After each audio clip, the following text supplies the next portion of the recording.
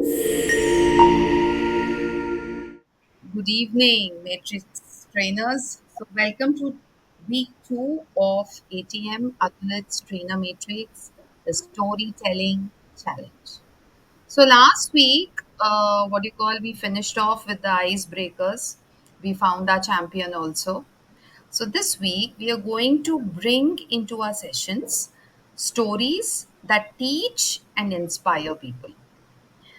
Because personally, I feel that every great trainer isn't just a speaker, but of course, we are storytellers first, speakers next. So, today, each of you will share 2 minute stories that you use in your training sessions or in your life. Anything. And they should either be humorous or lesson based or motivational. And yes, one of you will be announced as the winner next week. So before we start, can you give us one word verbally as to what training means to you?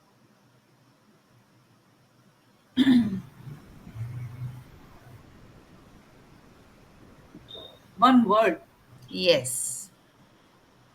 Training and storytelling. Service, Two words. service, Hmm. Passion,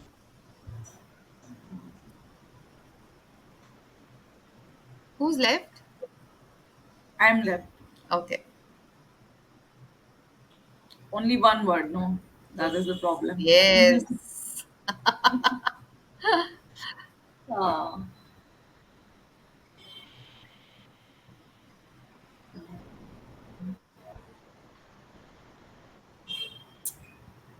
not getting with the word. Okay, fine. That's okay. What is the first thing that pops into your head the moment I say training? Uh, Knowledge. Yes. Okay. There you have your word. So, today each trainer is going to get 2 minutes. Uh, how the scoring is going to be is altogether it is 40 points. Content and relevance 10 points. Delivery and voice modulation will be for 10 points. Then engagement or impact will be judged for 10 points, time management 5 points, creativity or a twist in your storytelling 5 points. So let's dive in. Who's going to go first? Megha? Yeah, Yes. sure. Your two I, minutes start now. okay. So, hello everyone. Here's my story, which I would like to share with you. This is from my one of my college scenario only. One day, uh, I walked into my college classroom and could immediately sense the energy was low. Students didn't feel like having a lecture. Instead of pushing through, I said, let's try something different. That day, some colored papers were lying in my bag. A thought came to my mind, and I handed over those papers to students um, and announced an activity. Let's see who can make the best paper aeroplane. This was my activity. Their eyes lit up. Laughter filled the room, and soon every desk was a mini hangar of creativity. But there was a twist. I told them they had to build their planes in small teams, with each member having a specific role, like one to design, means one person will design, one to fold, one to suggest flight improvements, and one to do the final launch. After building their aeroplanes, each team shared their strategies. How did they decide on the design? Who gave directions and who listened? Which idea worked and which didn't? As they launched their planes, some soared some soared while others took nosedive. But every group learned something new about working and communication in a team. Afterwards, I asked them, how did your team communicate? Did everyone's voice get heard? One of the students said, we realized our plane flew best when we listened to each idea instead of just following one person. That day, even though we didn't follow the usual lesson plan, everyone discovered how powerful effective communication can be. When ideas are shared openly, everyone learns and flies higher together. So sometimes the best lesson can come from simply talking, listening, and building something as a team. Even if it's just a paper plane. This is my story, and the lesson which we get from this story is communication and collaboration leads to success. Thank you. Fantastic, Megha. Very nicely told. Like the intonation a lot. It was very Okay. story like. Yes. Over to who'll go next? Pushpa, Sheila? I don't mind going. Okay. Just So, before I start, yes, am I next up. audible? Clear? Yes, you're audible. My voice is clear, right? Yes. So, Nika, this can you be on mute, please? this is a story about one of my training sessions when I was talking about finding greatness, doing something out of box, thinking uniquely differently. So many participants told me, ma'am, but we have very limited resources. We have some set of rules that we need to follow. So how can we do something great? And that's when I told them this story. This story is about London Olympics 2012. So we all know Olympics is one big game that takes place on Earth. Everyone is excited, not just the sportsmen, even ordinary people look forward to it to watch the game, right? So, and so are the sponsors. And for this game in London, Adidas had got the sponsorship. And who was left behind was Nike. Yet, when people were asked about the sponsors, they believe that Nike is the official sponsor. Strange, right? So, what did Nike do to create an impact that people started believing that they are the official sponsor of the game? All over London, there were big banners of Adidas. The sportsman jerseys had Adidas printed on it. Every camera flash had Adidas. Nike was not even given the permission to use the word Olympic, but they thought something very different, something very unique. They showed the courage. They chose places named London all over the world. Like there's London in Ohio, there's London in Canada, London in South Africa. They didn't take any big stadiums or big sports personalities, just common man, and showed these common men playing games in these places. And there was an advertisement created with a voiceover that greatness is not for chosen few. Greatness is where someone tries to find it. And within the launch of this ad, within few minutes, there were over millions of views. People just didn't like that. Many started believing that Nike is the official sponsor of the game. And that created the impact in minds of people. So the story I tell people when they say that, ma'am, we do not have permission, I ask them, permission is not something that will stop you to show your creativity. Barriers, limitations are just opportunities to act courageously.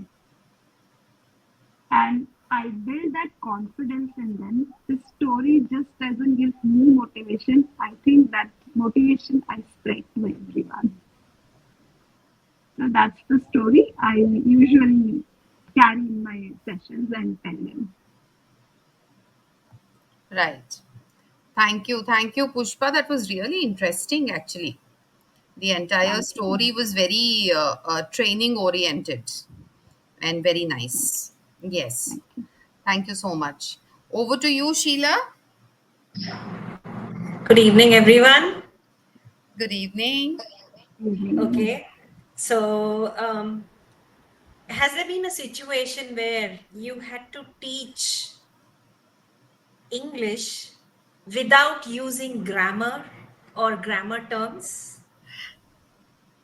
No, I didn't ever come across a No. situation like that. I'm a science teacher, so I do not have any relationship with English. Yes, Okay, sometime in communication skill class, I have to. I have to. but the challenge here that we had as a team when we started working for a startup was that everybody, the trainers who were there, were all proficient in grammar, and they were working for a training institute where they taught basic grammar to the college students who were in the final year. And here I was, newbie, and I was very scared of grammar myself in school. And I always thought that I learned English by listening and communicating. So even if it was a formation of your sentence or even a conversation, it would be based on what the other person speaks. Whatever you think you understand, you start adapting that and you develop your communication. So, my belief is that you should avoid grammar terms because, especially when people are scared of the language by itself, they all think English is a super language and it's from London and blah blah blah. All of us know it. So, to make it very simple, I suggested to the team that we avoid the terms and come up with um, stories or even games or even give a scenario where they would try to form sentences and we could guide them how to use that situation to talk about a situation. Now, this was done online and we had another challenge. Nobody was ready to keep their videos on, the trainers. Forget the trainees. The trainers were not ready to switch on their cameras. So, how do you connect? So, yeah, it was new for me as well. But then, yes, if you want to talk to somebody, you definitely want a face, at least somebody looking at you or even nodding, like how all of you are nodding as of now. And at least you get that confidence that, okay, I'm talking to a human being, if not many. So you need to set an example.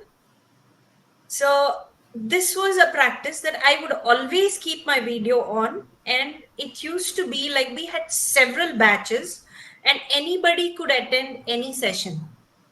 And the whole session would be full of people with their screens and their name. That's it.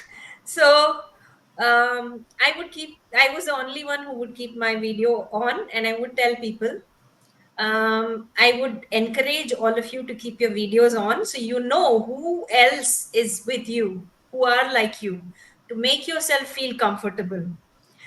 Then slowly people started opening up, and these are people who are shying as it is because of the language barrier. Plus, again, the challenge was this was COVID, you're sitting at home, you can't go offline, so you have to virtually attend this session and you are hungry to learn. So, yes, slowly people started keeping their videos on. Now, the next thing you wanted them to talk, because we had beautiful PowerPoints which had all the information, and nobody is ready to answer the questions. So, the first thing was ask them to read, whoever is willing to read. So the excuse that would come, madam, we don't know how to read English, would come in the local language. So I would tell them, you read whatever you know, and what you don't know, we will help you with that. So they got comfortable. Next, now you need to make them, it was monologue, then the dialogue has to happen because it's a spoken English session. So they are there to speak.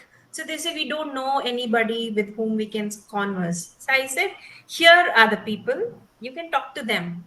So the first 5 minutes of the session and the last 5 minutes of the session would be talking to each other, anything, but in English. So this actually eased out not just ourselves, but all the users started opening up and they started talking. They would use, and there was always, I would always suggest, they would say, what do we speak? I would tell them, okay, you learned how to frame questions. So ask a question. Now you know how to answer to this question. Is it a yes or no question? Then it's just one line, so why don't you try with that? Then it kept developing, and they started talking for a topic with a minimum of 5 to 6 sentences. So this is how their confidence boosted, and the attendance never fell. All the videos would be on, and you can see everyone smiling. And the end of the session we would have interaction with all the team leaders and the trainers, and they would speak, they would say, ma'am, I'm going to talk, I'm going to talk. And this is a feedback session, and all the mentors are sitting back and listening to what they talk. And it was so nice. There were people who were very shy, things like that, but then yes, they came out of their shell. That was the first thing which had to happen, which happened. And with this, I would like to conclude my story today, that a trainer's work is not just to give away the knowledge that we have. It is also involved it is also involved with lot of motivation. You need to give them that boost, that self confidence, self belief, which will ultimately give you the results, and that is what we want. We are seeing our work in their success. So this is where I conclude my story. Thank you. Wow. Very nice. Wonderful ride of emotions and insights, huh? Yes, yes, really. Yes. So it was wonderful. Three different angles, three different stories. So Pushpa and Sheila, what was your takeaway from Megha's story? Yes, I had only once to go to a college to train, and I am super scared to go teach youngsters because they can take me for a ride. But what Megha said would definitely be a good example for me to try if I get an opportunity again to get, to build that rapport with them to take the session forward. It was definitely informative. Thank you, Megha. Yes, Thank you. Pushpa. I would say that yes, building that rapport is very important because connections will happen only when communications go well. So in her case, when she was able to, get into with the students well, along with the students well, and that's where they started following her, obeying her, listening to her. So that building a rapport is important, is must. Yes. Okay. So, Megha and Sheila, what do you have to say about Pushpa?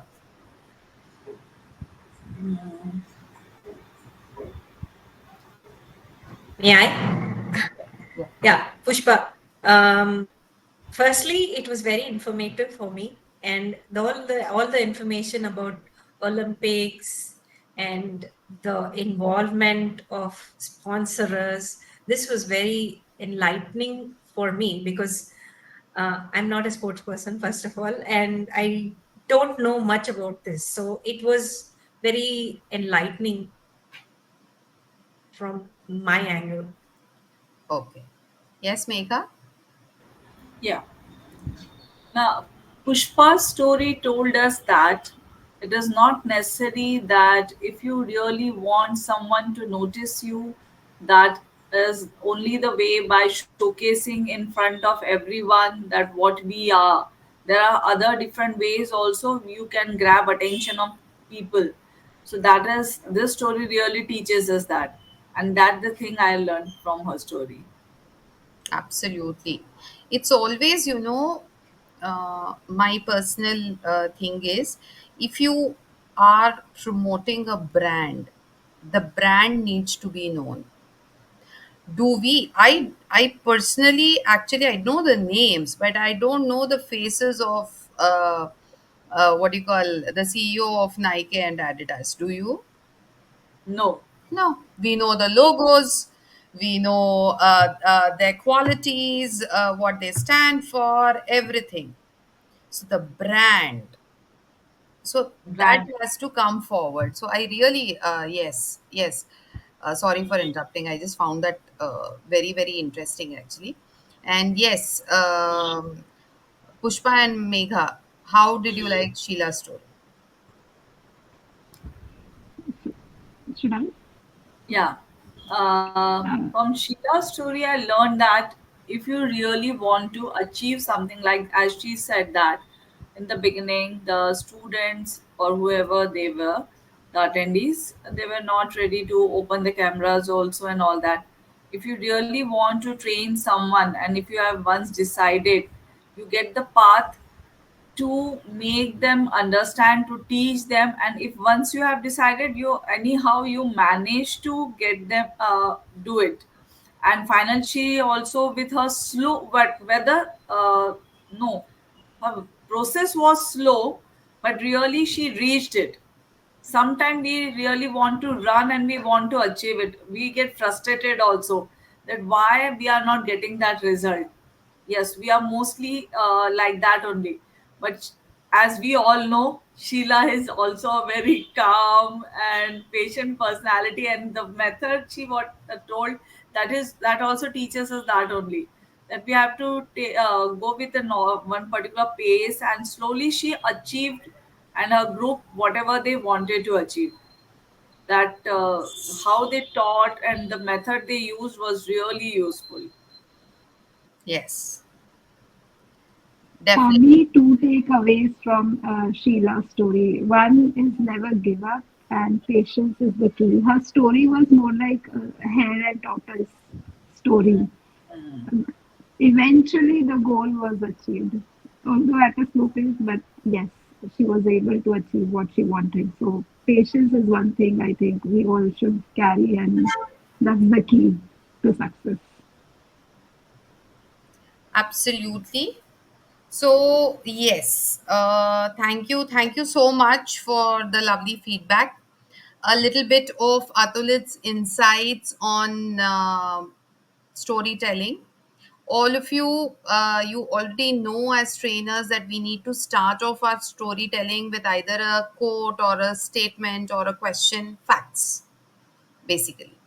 And then we need to use our emotions, we need to paint a scene, a picture, you know, that a person can visualize while you are telling a story. And always connect with your audience. You will know who your target audience is beforehand, correct? So your stories should be a link up to their age, to the work they do. If it is college level. If it is fresh trainees, then it has to be different. The story, you have to connect with them with that kind of a story. So always look for that. You will find what you call different kinds of stories on what you call Google. Different stories you can come up with. You just have to put up with you just have to put in the main words in Google, and stories related to this, facts related to this, or incidents. You can type case studies also, so that will give you the actual case of a person. That if it is corporate, always go in for case studies. It is always interesting.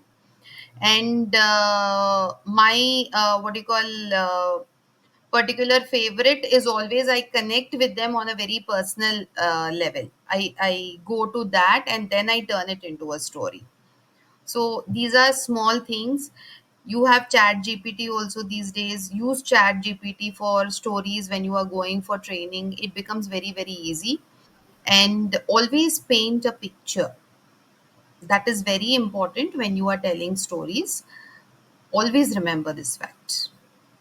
So, yes, that brings us to an end to today's challenge. And your peers will, the judges will be reviewing your scores, and they will be sending it across, and it will be announced in next week's matrix.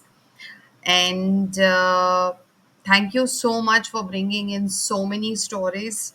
So drop in one word that captures today's experience for you.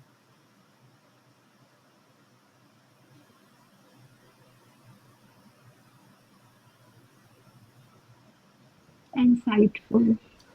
Okay, thank you. Yes, thank you, Pushpa. Persistence, Divya, thank you. Fun learning, thank you, Sheila.